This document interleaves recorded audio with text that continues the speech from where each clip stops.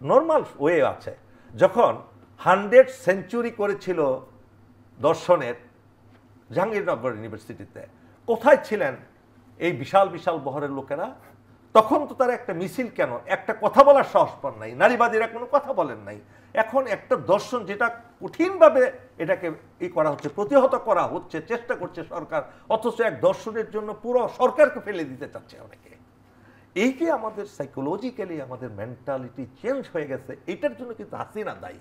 এবং এটাও ভারতের একটা পরিকল্পনা, এই জাতিকে আমরা সাইকোপ্যাথ বানাবো। সেই সাইকোপ্যাথ বানানোর জন্যই আজকে আমরা এই কাজগুলো করছি। এখন আসুন, বাংলাদেশে ডক্টর ইউনূসের নেতৃত্বে এমন একটা সরকার, আমি পুরো সরকারকে আমি বলবো না ডক্টর ইউনূসের সরকার খুব শক্তিশালী, বলবো না, কেন তার উপদেষ্টাগুলো সবাই শক্তিশালী নন, দুর্বল উপদেষ্টা পরিষদ হয়ে গেছে। ওনার যে আন্তর্জাতিক ইমেজ আছে, এবং চীন সফরের জন্য 26শে মার্চ উনি চীন সফরে যাচ্ছেন, আপনি জানেন এটার জন্য ইন্ডিয়ার মাথা খারাপ হয়ে গেছে।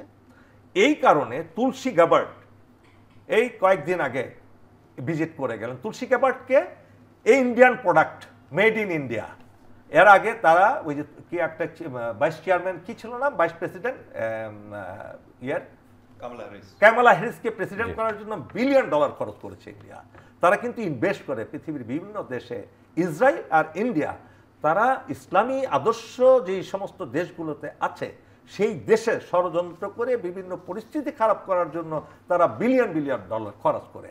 এবং তুলসী গ্যাবার্ড ইজ দ্যাট প্রোডাক্ট। সে এসে কি বললো, যে মুহূর্তে এই রোজার মাসে ইন্ডিয়াতে হাজার হাজার মুসলমানকে হত্যা করা হচ্ছে, বাড়িঘর ধ্বংস করে দেওয়া হচ্ছে, মসজিদ ধ্বংস করা হচ্ছে। আপনি দেখেছেন তাদের যে রঙের খেলা একটা হয়, কি জানি একটা পূজা, ওই পূজার মধ্যে তোমার পূজা তুমি করো, মসজিদ ভাঙতে যাবে কেন?